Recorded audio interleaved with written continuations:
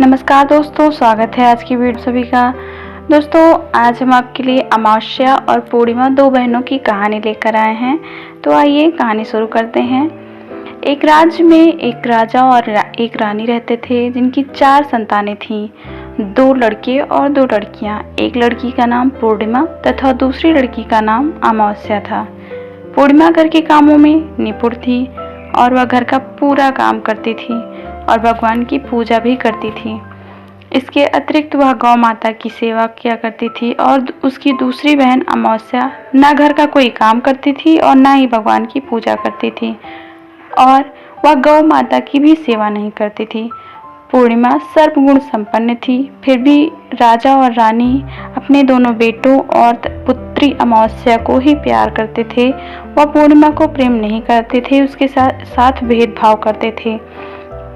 राजा के चारों पुत्र और पुत्रियां बड़े हो रहे थे धीरे धीरे, और राजा ने अपने दोनों पुत्रों का विवाह योग्य कन्याओं के साथ करा दिया। इसके बाद रानी ने राजा से कहा कि अब दोनों पुत्रियों का विवाह योग्य वर ढूंढकर उनका भी विवाह करा दीजिए। लेकिन पुत्री अमावस्या का विवाह किसी बड़े खानदान में कराना और पूर्णिमा का विवाह किसी गरीब परिवार में कराना, क्योंकि पूर्णिमा को केवल भगवान की पूजा पाठ ही करना पसंद है और गाय की सेवा करना पसंद है। अब रानी ने राजा को दोनों पुत्रियों का रिश्ता तय करने के लिए भेज दिया।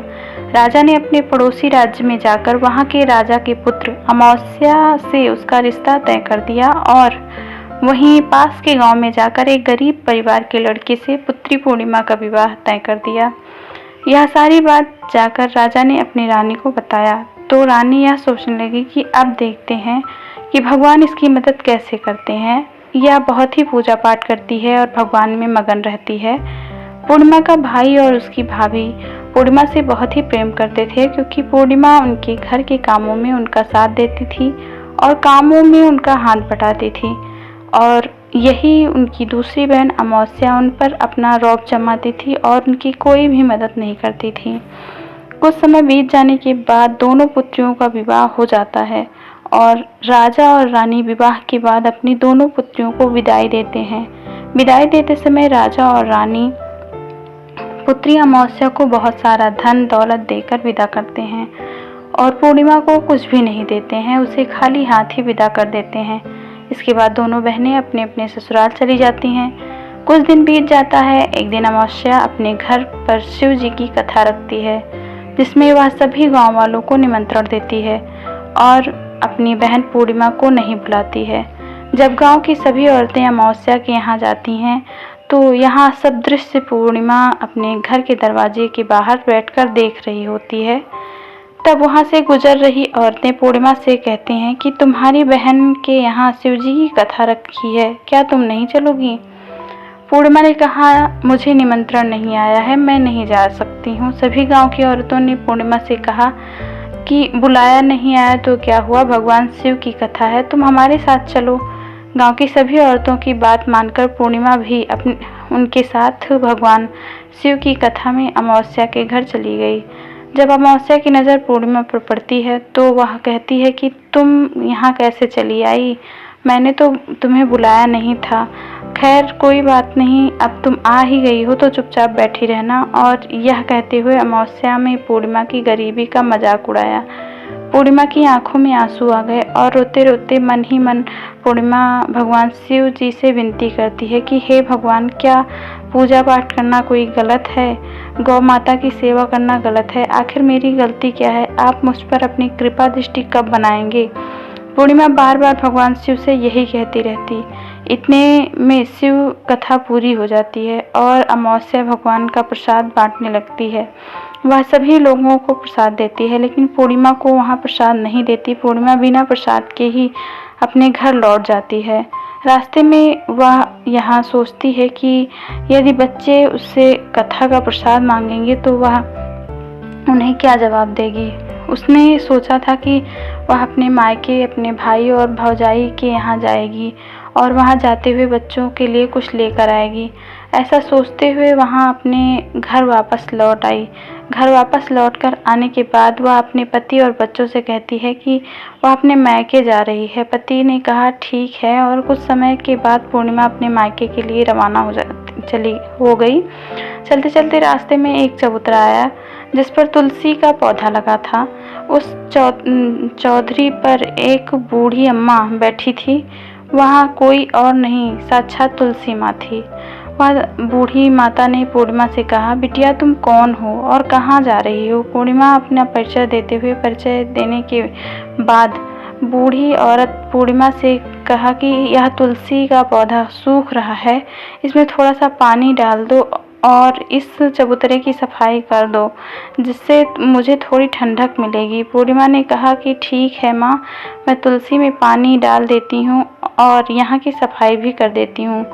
पूर्णिमा ने साफ सफाई करने के बाद बूढ़ी अम्मा को भी नहला दिया और बूढ़ी अम्मा की सेवा की, उनके पैर दबाए और बूढ़ी अम्मा से कहा कि माँ जी बताइए, मैं आपकी और क्या सेवा करूँ?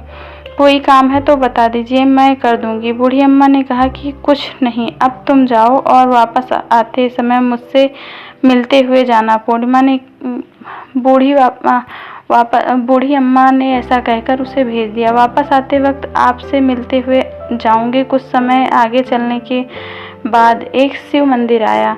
वहाँ पर उससे एक बूढ़े बाबा मिले जो मंदिर के बाहर बैठे हुए थे। वह कोई और नहीं, साक्षात भोलेनाथ थे। उन्होंने पूर्णिमा से कहा कि कहाँ जा रही हो बेटी, तुम कौन हो? तब पूर्णिमा ने अपना परिचय देते हुए फिर उस बूढ़े बाबा को सब कुछ बताया। इस चबूतरे की और इस मंदिर की सफाई कर दो। तब पूर्णिमा ने मंदिर और चबूतरे की सफाई कर दी और वहाँ पर पूजा पाठ अर्चना भी की। साफ सफाई पूजा अर्चना करने के बाद उन्होंने बूढ़े बाबा को भी नहला दिया और उनसे कहा कि बाबा और कोई काम हो तो बताइए। तब बूढ़े बाबा ने कहा नहीं बेटी, अब तुम जाओ और वापस आते वक्त मुझसे मिलते हुए जाना। पूर्णिमा ने कहा ठीक है बाबा, मैं जाती हूँ, वापस आते वक्त आपसे मिलते हुए जाऊंगी। आगे चलते चलते कुछ दूर चलने के बाद पूर्णिमा को एक काली जी का मंदिर दिखा। वहाँ भी एक बूढ़ी अम्मा चबूतरे पर बैठी थी। उस बूढ़ी औरत ने पूर्णिमा से कहा कि बेटी तुम कौन हो और कहाँ जा रही हो? तब पूर्णिमा ने उस बूढ़ी औरत को भी अपना परिचय दिया। बूढ़ी औरत ने पूर्णिमा से कहा कि यहाँ पर सभी पूजा पाठ करने के लिए आते हैं, लेकिन मंदिर की साफ सफाई कोई नहीं करता है, इसलिए तुम मंदिर की साफ सफाई और चबूतरे की साफ सफाई कर दो। पूर्णिमा ने कहा ठीक है माता जी। पूर्णिमा मंदिर की साफ सफाई और चबूतरे की साफ सफाई कर देती है और पूजा पाठ भी करती है। माता जी का श्रृंगार कर देती है और उस बूढ़ी अम्मा को भी नहला देती है और बूढ़ी अम्मा के पैर दबाती है और कहती है कि सभी काम हो गया माँ जी, और कोई काम हो तो बता दो। बूढ़ी अम्मा कहती है ठीक है, और कोई काम नहीं है बेटी, तुम जाओ, लेकिन वापस आते वक्त मुझसे मिलते जाना। पूर्णिमा कहती है ठीक है माँ जी, और आगे चली जाती है। आगे चलते चलते एक नदी आती है। वहाँ भी एक बूढ़ी अम्मा बैठी रहती हैं और वहाँ भी कहती है कि बेटी तुम कहाँ जा रही हो और कहाँ से आई हो? उसे भी पूर्णिमा अपना परिचय बता देती है और बूढ़ी औरत पूर्णिमा से कहती है कि नदी पर स्नान करने तो यह सब आते हैं, लेकिन यहाँ की साफ़ सफाई कोई नहीं करता है, इसलिए तुम इस किनारे की साफ़ सफाई कर दो। पूर्णिमा कहती है ठीक है।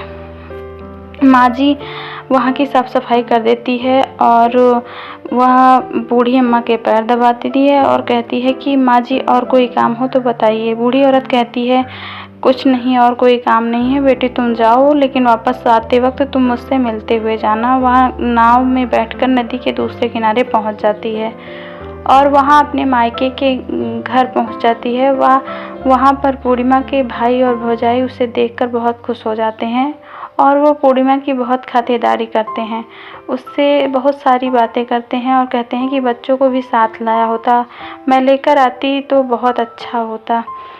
अब कुछ समय के बाद पूर्णिमा ने वापस अपने ससुराल जाने को कहा तो उसकी भाभी ने उसके लिए एक साड़ी दी और खिलौने दिए, बच्चों के लिए कपड़े, खाने पीने के कुछ चीज़ें दिए। कहा कि तुम सब बहुत दिनों के बाद आती हो। और पूर्णिमा भी भाभी ने यह थैला पूर्णिमा के हाथ में दे दिया और कहा कि जाओ और जल्दी वापस आना। इसके बाद पूर्णिमा वहाँ से अपने ससुराल के लिए रवाना हो जाती है और उसी की नदी के किनारे पर पहुंची जहां नाव में बैठकर दूसरे किनारे पर उतर गई। वहां उतरने के बाद वहां पर उसे वही बूढ़ी अम्मा मिली जो साक्षात गंगा मैया थी।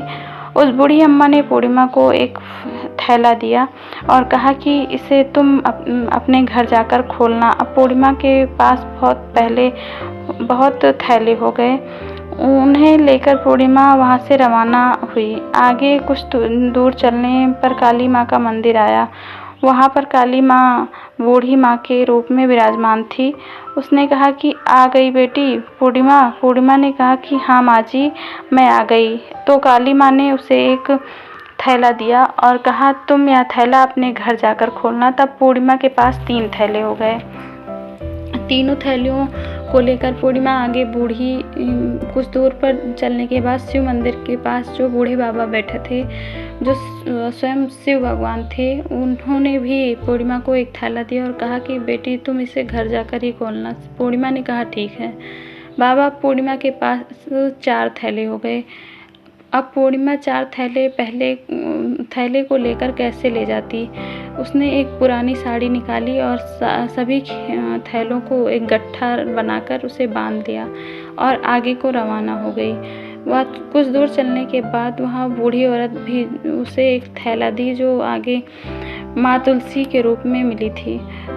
यह थैला तू अपने घर जाकर खोलना, ऐसे बूढ़ी माँ ने कहकर उसे आगे भेज दिया। अब पूर्णिमा के पास 5 थैले हो गए।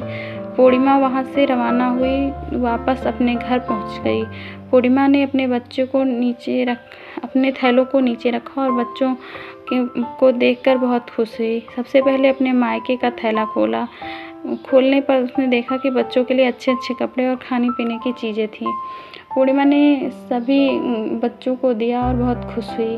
अब उसने गंगा मैया ने जो थैला दिया था उसको खोला। उसमें हीरे जवाहरात और सोने निकले। इसके बाद अब पूर्णिमा ने तीसरा थैला खोला जो काली माँ ने उसे दिया था। उसमें सारा सोना श्रृंगार का सामान भरा था और उसमें सोने चांदी और हीरे जवाहरात भरे थे। उसने चौथा थैला खोला जो उसने शिव बाबा ने दिया था। उसमें बहुत सारे धन संपत्ति भरे हुए थे, बहुत सारी खुशियाँ भरी थी। इसके बाद अब पूर्णिमा ने 5वां थैला खोला जो तुलसी माँ ने उसे दिया था। उसमें चावल, दाल और 7 प्रकार की खाने की चीज़ें भरी हुई थी। अब पूर्णिमा के घर में किसी भी चीज़ की कोई कमी नहीं थी। उसका घर धन धान्य और खुशियों से भरा हुआ था और वो हर एक चीज़ से परिपूर्ण थी। अब पूर्णिमा और उसका परिवार बहुत ही सुखमय जीवन व्यतीत करने लगे। अब पूर्णिमा के मन में विचार आया कि क्यों न शिव जी की कथा कराई जाए और शिव जी की कथा में एक कार्यक्रम रखा जाए। पूर्णिमा ने गांव के सभी लोगों को निमंत्रण दिया और घर घर जाकर सभी लोगों को बुलाया। पूर्णिमा अपनी बहन अमावस्या के घर भी गई और अमावस्या को भी शिव जी की कथा में बुलाया। जब अमावस्या पूर्णिमा के घर शिव जी की कथा में आई तो उसने देखा कि पूर्णिमा के घर में किसी भी चीज़ की कोई कमी नहीं है। इतना सारा धन दौलत देखकर अमावस्या आश्चर्यचकित हो गई और पूर्णिमा से कहा कि तुम्हारे घर में इतनी सारी धन दौलत कहाँ से आई। पूर्णिमा ने कहा देखो बहन, तुमने शिव जी की कथा में मुझे नहीं बुलाया था, फिर भी मैं चली आई और मुझे प्रसाद तक नहीं दिया और मेरे गरीबी का मजाक उड़ाया। इसके बाद मैं अपने घर गई और घर आते हुए मन में विचार आया कि मैं मायके जाऊं। मैं अपने मायके चली गई और जो कुछ घटना इस बीच में हुई वह सभी घटना अपनी बहन को अमावस्या को बताई। तो अमावस्या कहती है कि तुम भी मुझे प्रसाद मत दो और मुझे डांट लो, लेकिन पूर्णिमा ने कहा कि यह तो भगवान का प्रसाद है, मैं तो सबको दूंगी और तुम्हें भी दूंगी। फिर भी अमावस्या ने प्रसाद नहीं लिया और वह सीधे अपने घर चली गई। घर जाकर अपने बच्चों से कहकर वहाँ अपने मायके जाने के लिए तैयार हो गई और मायके के लिए निकल गई। उसे भी रास्ते में चलते हुए तुलसी माँ मिली तो जो चबूतरे पर बैठी हुई बूढ़ी माता के रूप में बैठी हुई थी। बूढ़ी माँ ने अमावस्या से कहा कि बेटी तुम कौन हो और कहाँ जा रही हो। अमावस्या ने अपना परिचय दिया। बूढ़ी माँ ने कहा, ठीक है बेटी, तुम तुलसी के पौधा सूख रहा है, इसमें पानी डाल दो और चबूतरे की साफ सफाई कर दो। अमावस्या ने कहा, बुढ़िया, मेरी इतनी महंगी साड़ी है, गंदी हो जाएगी। ऐसा कहकर वह चली गई। वहाँ से आगे चली तो भगवान शिव मिले, शिव भगवान भी उन्हें एक बूढ़े बाबा के रूप में मिले और कहा कि मंदिर की साफ सफाई कर दो, लेकिन वह नहीं सुनी। इसके बाद वह गंगा नदी के किनारे जा पहुंची। गंगा नदी में मिले, जिससे उसने यह सब कहा और आगे चली गई। कहा कि मेरे पाँव में कांटे चुभ जाएंगे, मैं नहीं साफ सफाई कर पाऊंगी। जो उसके पैरों में चुभ रहे थे कांटे किनारे पर उतर गए। वहाँ मायके चली गई और जब वहाँ से उसकी भाभियों ने तथा भाइयों ने देखा तो मन ही मन कहने लगे कि काम की न काज की, दुश्मन अनाज की आ गई। तो ठीक है, पूर्णिमा तो हमारे गाँवों में हाथ बटाती थी, यह कोई काम करेगी तो नहीं, और खाना बनाकर तरह तरह का देना पड़ेगा और ऊपर रौब अलग से जमाएगी। यह कहकर वह अमावस्या से कहती है कि अमावस्या, तुम अपने ससुराल चली जाओ, मैं अपने ससुराल जा रही हूँ। ऐसा कहकर उन्होंने कहा कि ठीक है, जाओ। अमावस्या बोली, पूर्णिमा, तो तुमने एक थैला दिया था, मुझे नहीं दोगे? भाई और भाभी ने कहा कि तुम घर जाओ, थैले तुम्हारे घर पहुँचा देंगे। फिर अमावस्या वहाँ से निकल गई और नदी के किनारे पर पहुँची। वहाँ गंगा मैया बूढ़ी औरत के रूप में करके बैठी हुई थी। बूढ़ी माँ ने कहा कि आ गई बेटी तुम? उसने कहा कि हाँ। अमावस्या ने कहा, हाँ माँ आ गई, तुमने पूर्णिमा को एक थैला दिया था, मुझे नहीं दोगी क्या? बूढ़ी अम्मा ने कहा कि तुम घर जाओ, थैले तुम्हारे घर पहुँच जाएंगे। इसके बाद काली मैया ने भी उनसे यही कहा कि तुम घर जाओ, तुम्हारे घर थैला पहुँचा देंगे। भगवान शिव ने भी कहा कि तुम घर जाओ, तुम्हारे घर थैला पहुंचा देंगे। अमावस्या अपने घर पहुंच गई और आंगन में देखा तो वहां 5 थैले रखे हुए थे। अमावस्या ने मन ही मन सोचा कि अब तो मेरे पास भी बहुत सारे धन दौलत हो गए। जल्दी जल्दी उसमें सभी थैलों को खोला और उसमें किसी में मिट्टी, किसी में पत्थर, किसी में कोयला और किसी में सांप निकला। इन थैलों में कुछ भी नहीं था। अमावस्या दौड़ती हुई पूर्णिमा के घर गई और कहती है कि तुम्हें तो इतना सब कुछ मिल गया, मुझे क्यों नहीं मिला? तब उन्होंने कहा कि तब पूर्णिमा ने अमावस्या से कहा कि तुमने तभी की सेवा नहीं की, सिर्फ फल लेना चाहा, मुझे कुछ नहीं मिला तो कोई बात नहीं, मैं भगवान शिव की भक्ति करूंगी और सब कुछ प्राप्त कर लूँगी, मुझे इन सब चीज़ों का रहस्य बताओ। और पूर्णिमा ने कहा कि तुम 3 सूत्रों का ज्ञान कर लो। उसकी कथा करने से पहले सूत्र में दया मांगना और दूसरे सूत्र में कथा मांगना और तीसरे सूत्र में 108 बार ओम नमः शिवाय का जाप करना। भगवान शिव तुम्हारी सभी मनोकामनाएं जरूर पूर्ण करेंगे। ऐसे ही मैंने यह कहकर अमावस्या को उसके घर भेज दिया। अमावस्या ने ठीक इसी तरह से सभी कथा का पाठ किया और पूजा अर्चना की। भगवान शिव, तुलसी माता और काली माता, गंगा मैया ने सभी चीज़ें उसको वापस कर दी और वह सुखपूर्वक रहने लगी।